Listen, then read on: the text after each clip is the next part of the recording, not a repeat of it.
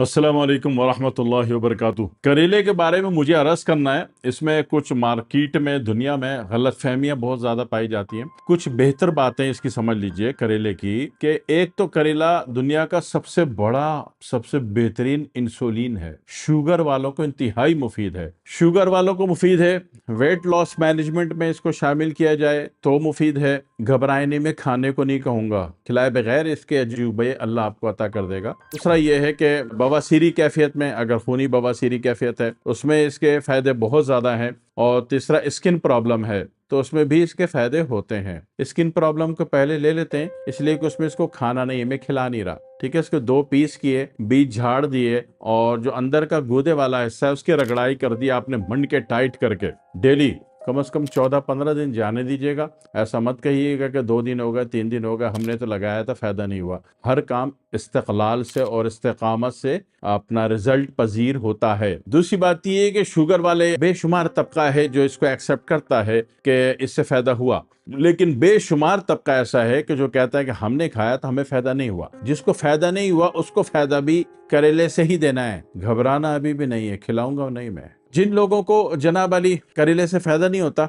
Sugar के एतबार से, शुगर की दुनिया में, उनके लिए अर्ज ये है, अभी जितने का जैतून का तेल खरीदेंगे तो अभी जैतून का तेल अगर रोज पीते हैं शुगर वाले, रात को सोने से पहले एक बड़ा चम्मच, बहुत सिलोली कुछ ना कुछ फायदा होता जरूर है उनको। तो अभी जैतून का तेल इतना बड़ा चम्मच पियेंगे, मैं चाह रहा हूं कि वो एक छोटा चम्मच पी लें तो भी वही फायदा हो जाए जो कि इतने बड़े चम्मच में पीना होता है। तो अगर ये बड़े चम्मच को आप छोटे चम्मच की पोटेंसी पर ले आए तो आपका 90% जैतून के तेल के पैसे बच जाएंगे। वो कैसे बच जाएंगे, उसका तरीका ये है कि 1 किलो करेला ले लिया आपने, बारीक काट दिया, ठीक हो गया, और 1 किलो जैतून के तेल में इसको पका दिया, हल्की आंच पे, बिल्कुल दरमियानी 25% आग पे इसको पका दिया। इवन के देखा जल के काला हो गया, राख हो गया, ठीक हो गया। तो जनाब अली अभी इसको छान के रख लिया। अब ये तेल जो है, शुगर के मरीज रात को एक छोटा चाय का चम्मच भी पीना शुरू कर दें तो बहुत जल्दी शादी के काबिल, ओ सॉरी, बहुत जल्दी हालत अमन में आ जाते हैं। ठीक है ना, शादी के काबिल भी हो जाते हैं, वैसे कहने की बात तो सही तो यह है, तो हालत अमन में आ जाते हैं। अच्छा, दूसरी बात यह है कि जब ये करेला जला के जैतून का तेल पिया था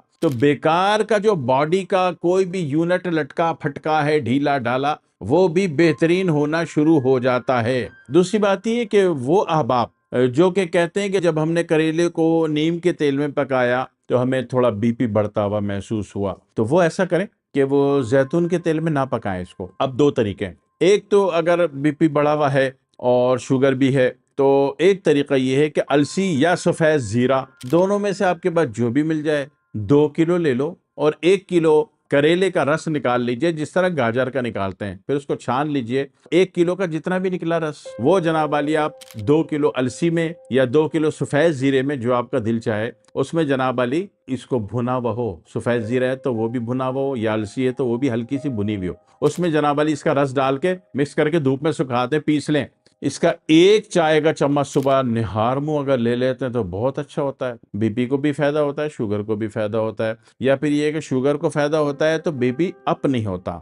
2 चीजें मिली थी आपको, अलसी या सफेद जीरा, दोनों में से जो आपको सस्ता पड़े वो ले लीजिएगा। अच्छा, नॉर्मल हमने क्या कहा था कि नॉर्मल इसको 1 किलो को 1 किलो जैतून के तेल में पका लीजिए, तो रात को जो बड़ा चम्मच पी रहे थे शुगर के मरीज के एतबार से, आप बड़े चम्मच से जान छुट जाएगी, उसका 75% कम हो जाएगा। कॉस्ट वैल्यू जो आपकी जा रही डेप्रिसिएशन वैल्यू पे, इखराजी डेप्रिसिएशन, तो उसमें क्या होगा कि 25% पे आपका काम होना शुरू हो जाएगा, हालत अमन में आ जाएंगे। और इस अमल से क्या होगा, शुगर तो सेट होगी, शुगर का तो बाप भी सेट होगा इंशाल्लाह, बेफिक्र हो जाएं, लेकिन इससे बॉडी में एक्टिवेशन अच्छी आ जाएगी। शुगर वालों का जिस्मानी दर्द, शुगर वालों का जिस्मानी कमजोरी, वो खत्म हो जाएगी। दूसरी बात है कि जितनी भी वायरल से फैलने वाली बीमारियां हैं वो भी आपको टच नहीं करेंगी। क्यों? कि करेला उजलाती है, 2 मुहर्रिक है, लिहाजा नो टेंशन। कोई भी बीमारी पूरी दुनिया में फैली हुई हो आपको नहीं लगेगी, बिल्कुल पक्की बात है इंशाल्लाह ताला, क्योंकि असाबी तहरीक तो ये नहीं ले रहा कहीं से। अच्छा, दूसरी बात, पेट में, मैदे में, आंतों में, जिगर में कीड़े पड़े हुए हैं, तो ऐसी कीड़े की तमाम सूरत में कहीं भी पाया जाता है। शुगर के जख्मों में जख्मी कैफियत क्यों ना हो, उसमें कीड़े की या उसके जख्म के खराब होने की और हील ना होने की कैफियत क्यों ना हो,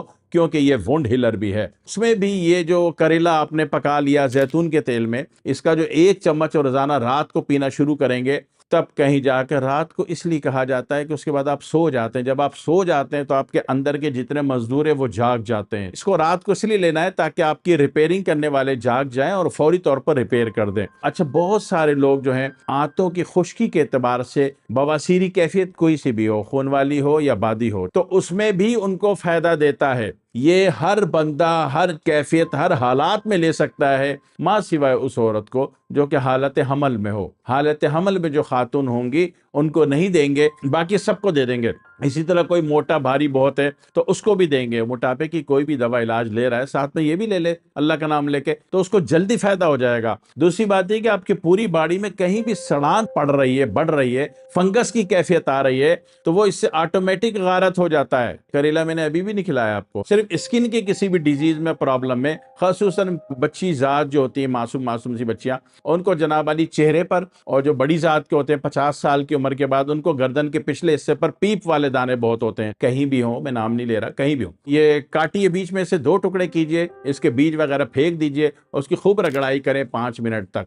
यकीन कीजिए कि फायदे में आना शुरू हो जाते हैं। क्यों? कि ये कायनात का बहुत बड़ा एंटीऑक्सीडेंट भी तो है। तो वो तमाम लोग, बेशुमार लोग जनाब वाली, सिवाय हैदराबाद दक्षिण वाले, हैदराबाद दक्षिण कह लीजिए, गुलबर्गा कह लीजिए, चार मीनारे वाले कह लीजिए, सिकंदराबाद वाले कह लीजिए, उनको तो ये बड़ा महबूब है। क्यों? कि वो इमली डाल के पका लेते हैं तो वो खुश जायका हो जाता है। पहले वो चूने के भुजे हुए पानी में डबो लेते हैं, बाद में 2 घंटे निकाल के उसको खुशक करके उसको 2 घंटे बाद उसको इमली डाल के पका लेते हैं। तो वो तो उसको करेले को ऐसी मार मारते हैं कि करेला क्या मार मारेगा, हैदराबादी जो होते हैं। तो लिहाजा वो तो बड़ा खुश जायका समझ के बड़े पसंद और महबूब के साथ खा लेते हैं। बाकी जितनी भी कौमें हैदराबाद के अलावा, हैदराबाद दक्कन के अलावा, तो वो इसको नापसंद करते हैं। तो जो नापसंद करते खिला में उनको भी नहीं रहा, कहीं जैतून के तेल में जलवा दिया और कहीं पिंपल हो गए, ये हो गए, दाने हो गए, स्किन प्रॉब्लम हो गई, तो ये काट के रगड़ाई कर दी 5-5 मिनट, चंद दिन रगड़ाई करनी है। और जल्दी ये शादी होने वाली ना आपकी, फिर ये दिन में 2 दफा रगड़ाई कर दें। ठीक है, रगड़ाई समझ में आ रही है? तो इसका जो लगना है, इसका जो पानी है, वो इन्फेक्शन को खा जाता है। एंटीऑक्सीडेंट कहते हैं इसको, बहुत बड़ा कायनात का। हमारी तो कदर ही नहीं इसकी। भाई आप खाने में ना लें इसको, आपको कड़वा लग रहा है, आप दिगत तरीके से इसको